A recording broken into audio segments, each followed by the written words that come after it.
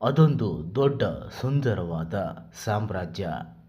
ಆ ಸಾಮ್ರಾಜ್ಯಕ್ಕೆ ಒಬ್ಬ ಅಧಿಪತಿಯಾಗಿದ್ದ, ಅಂದರೆ ಒಬ್ಬ ರಾಜ ಆಗಿದ್ದ.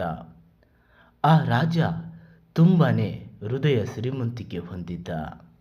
ಬಡವರು, ದೀನರು, ಅಸಹಾಯಕರು ಆತನ ಆಸ್ಥಾನಕ್ಕೆ ಬಂದರೆ ಅವರ ಕಷ್ಟ, ನಷ್ಟ, ದುಃಖ ಎಲ್ಲವೂ ಅರ್ಥ ಮಾಡಿಕೊಳ್ಳುತ್ತಿದ್ದ. ಅದರ ಜೊತೆಗೆ ಅವರಿಗೆ ಬೇಕಾದ ಸಹಾಯ ಕೂಡ ಮಾಡ್ತಾ ಇದ್ದ. ಹೀಗೆ ರಾಜನ ಆ ಉತ್ತಮ ನಡವಳಿಕೆ ಜನ ಸಾಮಾನ್ಯರಿಗೆ ತುಂಬಾ ಇಷ್ಟ ಆಗಿತ್ತು.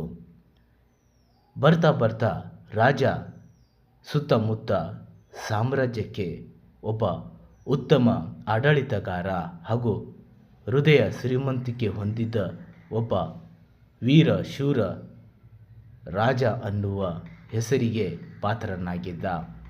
ಹೀಗಿರುವಾಗ ಒಂದು ದಿನ ರಾಜನಿಗೆ ತುಂಬಾ ಜ್ವರ ಬರುತ್ತೆ. ಆ ಜ್ವರ ಅದೇನೇ ಮಾಡಿದರೂ ಕೂಡ ಕಡಿಮೆ ಆಗಲ್ಲ. ಬರ್ತಾ ಬರ್ತಾ ಆರೋಗ್ಯ ತುಂಬಾ ಹದಗೆಟ್ಟಿತ್ತು.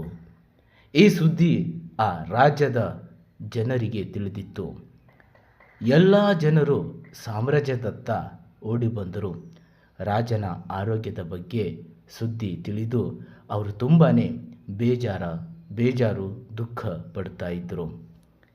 ಕಂಡ ದೇವರನ್ನು ಹರಕೆಗಳನ್ನು ಕಟ್ತಾ ಇದ್ದರು. ಎಲ್ಲ ದೇವರುಗಳನ್ನು ಬೇಡ್ತಾ ಇದ್ದರು. ದೇವರೇ, ನಮ್ಮ ರಾಜರು ತುಂಬಾ ಬೇಗ ಗುಣಮುಖರಾಗಲಿ, ಅವರಿಗೆ ಬಂದಿರುವ ಕಷ್ಟ ನಮಗೆ ಬರಲಿ, ಅಂತಹ ದೇವತಾ ಮನುಷ್ಯನಿಗೆ ಈ ರೀತಿ ಕಷ್ಟ ಕೊಡಬೇಡ ಅಂತ ಎಲ್ಲರೂ ಬೇಡಿಕೊಳ್ತಾ ಇದ್ದರು. ಆದರೆ ಅವರ ಪ್ರಾರ್ಥನೆ, ಅವರ ನಂಬಿಕೆ ಎಲ್ಲವೂ ಸುಳ್ಳಾಗಿತ್ತು. ಆದರೆ ರಾಜ ಸಾವನ್ನಪ್ಪಿದ. ಆ ಸಾಮ್ರಾಜ್ಯದ ಜನರು ತುಂಬಾ ದುಃಖದಿಂದ ಕಣ್ಣೀರು ಹಾಕಿದರು. ಹೀಗೆ 2-3 ವಾರ ಆದ ನಂತರ ಆ ರಾಜನ ಸ್ಥಾನದಲ್ಲಿ ಆತನ ಒಬ್ಬ ಮಗ ಇದ್ದ. ಆತನೇ ಅಧಿಪತಿಯಾಗಿ ಆಡಳಿತ ನಡೆಸ್ತಾ ಇದ್ದ. ಆತ ಕೂಡ ತನ್ನ ತಂದೆಯ ರೀತಿಯಲ್ಲಿ ಜನರ ಸೇವೆ ಮಾಡ್ತಾ ಇದ್ದ. ಆದರೆ ಬರ್ತಾ ಬರ್ತಾ ಆತನಿಗೆ ಈ ಬಡವರು, ಅಸಹಾಯಕರು ಹಾಗೂ ಇನ್ನಿತರ ಜನಸಾಮಾನ್ಯರನ್ನು ಕಂಡರೆ ಆತನಿಗೆ ಏಕೋ ಇಷ್ಟನೇ ಆಗ್ತಾ ಇರಲಿಲ್ಲ, ಅಂದರೆ ಕಡೆಗಣಿಸುತ್ತಿದ್ದ.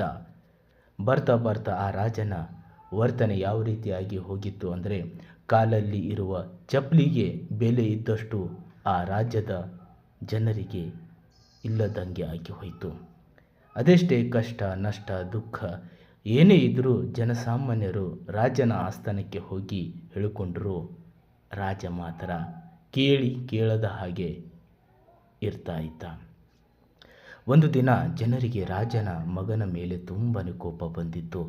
ಏನೇ ಮಾಡಿದ್ರೂ ಈತನಿಗೆ ನಮ್ಮ ಕಷ್ಟ ನೋವು ಅರ್ಥ ಆಗ್ತಾ ಇಲ್ಲ, ಏನು ಮಾಡೋದು ಅಂತ ಯೋಚನೆ ಮಾಡ್ತಾಯಿದ್ರು.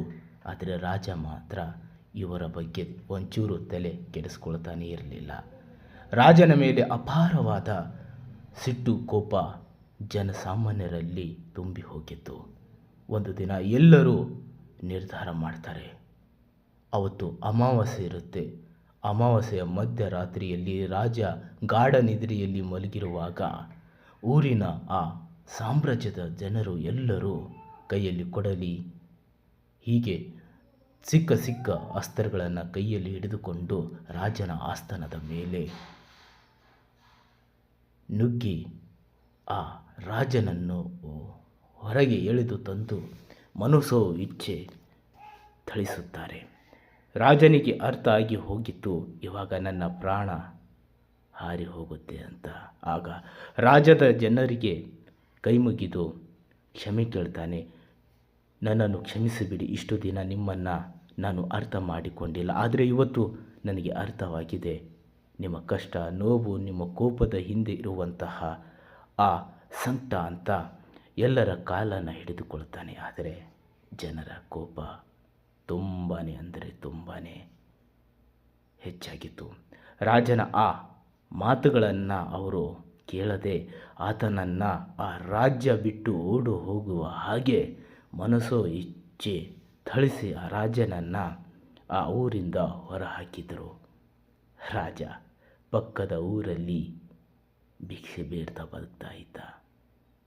ಸ್ನೇಹಿತರೆ, ಈ ಕತೆ ಯಾವ ರೀತಿ ಇತ್ತು, ಈ ಕಥೆಯ ಅರ್ಥ ಏನು ಅಂತ ನಾ ಹೇಳಲ್ಲ.